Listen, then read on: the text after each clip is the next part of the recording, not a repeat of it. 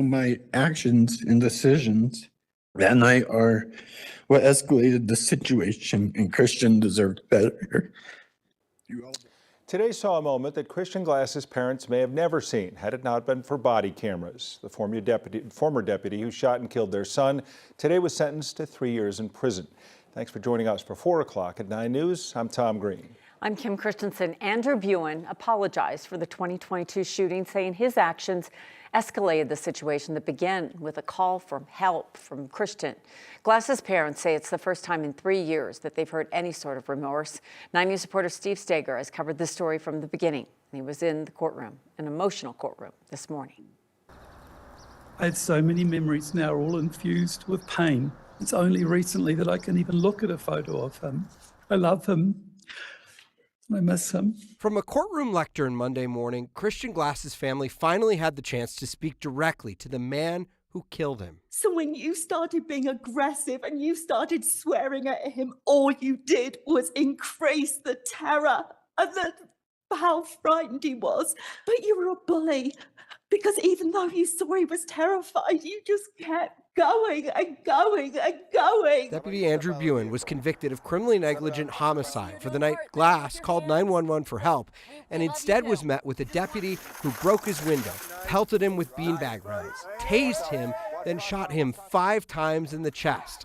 His parents haven't watched the video. His sister has. I don't believe that the defendant is sorry for what he did to Christian. How can you shoot somebody 5 times? 5 times. He treated him like he was nothing, and he was somebody.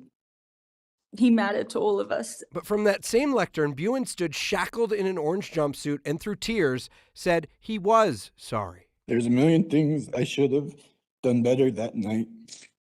And when I look back at it every day, I wish that I did. I am willing to accept whatever punishment is best. Judge Catherine Shirotis, Mr. Buan doesn't need rehabilitation. handed down the maximum, 3 years. This is a sentence that needs to address the needs of the victims and of the community. What I hope that will come out of this is actually a positive, because I'm not sure there's another police officer in Colorado that would do what Buan did that night. In court, prosecutors said police agencies across the country now use Buan's body camera video to train officers on what not to do. But this case has also had clear impact on the community around the courthouse. The county now has a mental health response team and a new sheriff. An older lady outside the library came up to me on the street and hugged me and said, "I know this has been horrendous, but your fight has helped our community." 4 other officers will go on trial in May and June on charges that they failed to intervene to stop that shooting on scene that night.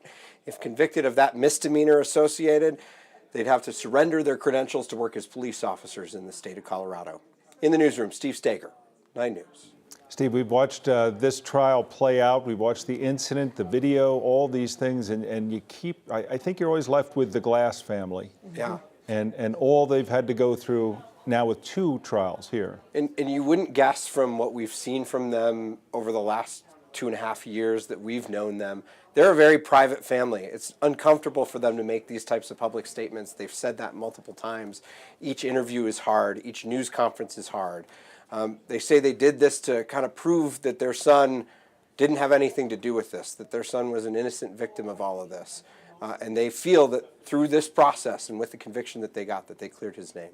Yeah, always in the pink, always reminding us of Christian. They've done their job well. Yeah. Thank you, Steve. Mm-hmm.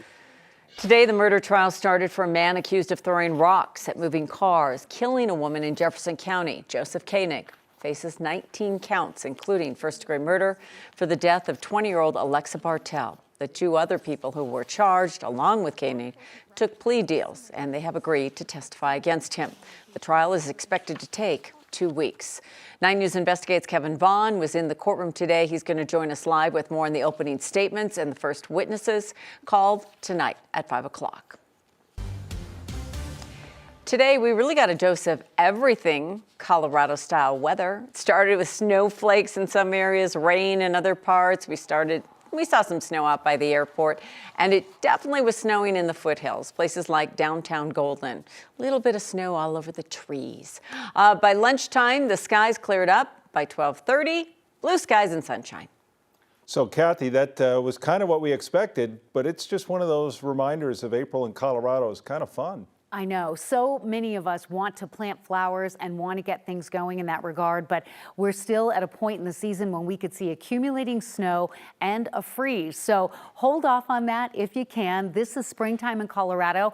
We go from 86, a record high on Saturday, to upper 60s yesterday, to about 34 degrees when I stepped out this morning, and light snow falling. It has all melted away, but some of you had more than a dusting. You had some light accumulation, which melted quickly. The skies did start to clear before lunchtime today, and temperatures reflecting that. Now 55 in Denver, 62 in Lamar, 71 in Grand Junction. That wind, which had a bit of a northerly influence to it, kept temperatures on the cool side today, but our storm system is long gone. High pressure sets back in for 2 days ahead of the next system, and chance for more rain and snow. We have very little in the way of cloud cover coming in the next 24 hours, but things start to shift in about 48 hours. Temperatures trending really comfortable this evening, and your weather headlines include a warm, dry weather trend for Denver through the middle part of the week. Then we're going to be talking about mountain snow, and then we'll be talking about more metro snow. The timing and impact of all of this is coming up. At this point, they're thinking it was a possible wildlife strike that caused a plane to be diverted back to DIA last night. Some video from witnesses showed flames coming from the right engine. This flight was one that started at DIA, was supposed to go to Edmonton. United says after the plane returned, there weren't any injuries, so a different plane took the passengers and crew up to Alberta. That flight, they say, was uneventful, just 3 hours late. A report from 2017 said that birds made up 95% of all reported wildlife strikes on an aircraft in the United States. And that same year, the most bird strikes happened at DIA. So later this hour, our aviation expert's going to join us answering some questions about the wildlife concerns and air travel. It may have been only a 10-minute flight, but it was a historic one this morning as many people drove to work. 6 women, including 3 celebrities, headed to space and safely came back to Earth. Command engine start. 2, 1, ignition.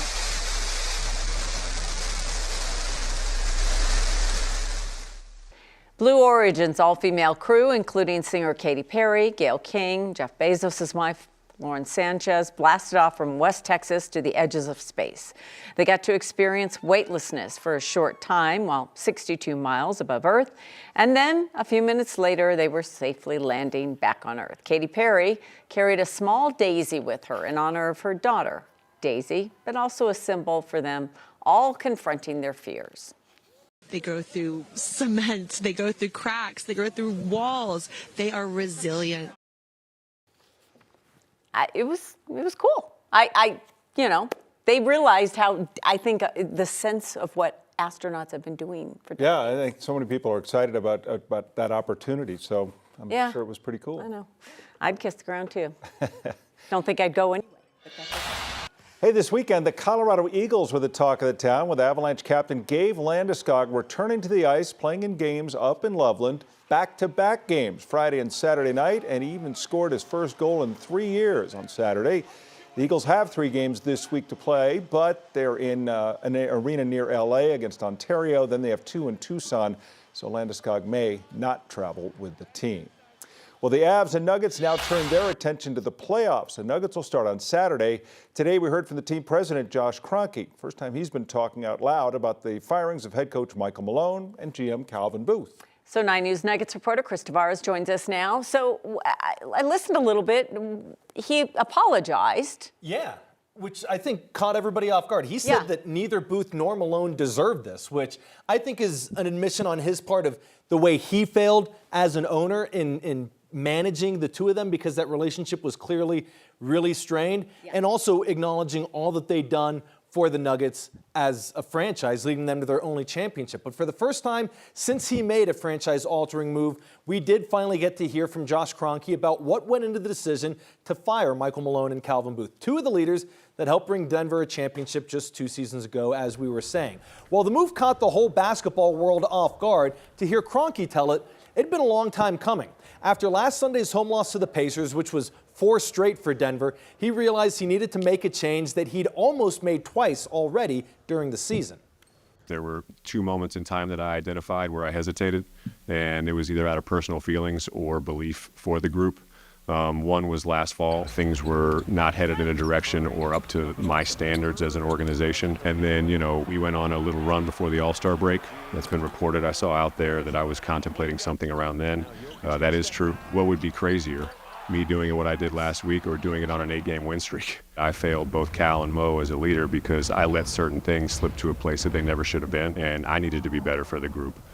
Checking some personal feelings, my respect for both of them, to be a better person for the overall group. Now for context, the moment in the fall that Kroenke referenced, he said, was around Thanksgiving, and Denver was just 3 games over 500 on November 27th. But you heard Kroenke say he needed to be better. He took a lot of accountability for letting the situation get as bad as it had. And I think you can hear what he means when he talks about the relationship. That's why he hesitate was the word that he said on making these decisions, because things were so personal with him and Malone and Booth. Yeah, I don't think I've ever heard an owner talk like that, about really taking responsibility, like truly responsible for letting the situation become toxic and spin out of control to the point where he thought the team was being let down. Yeah, I give Kroenke a whole lot of credit. I think he should have spoken a lot sooner than what he did. It was nearly a week since he made the firing, but when he went up there in front of all the media in Denver, he took full ownership and took all the blame, which I think is a pretty impressive thing for an owner to do. Trying to set things right before the playoffs. So we'll be talking more about that. We'll hear more from Josh Kroenke next hour. Chris, thanks for dropping by.